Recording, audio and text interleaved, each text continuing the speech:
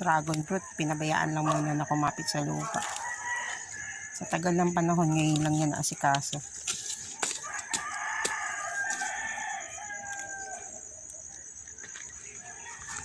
May tananim din siyang avocado. Anong variety ng avocado to, Daddy? Evergreen yan. Evergreen. Gano'n yung katagal bago magkaroon ng bunga? 8 years yan.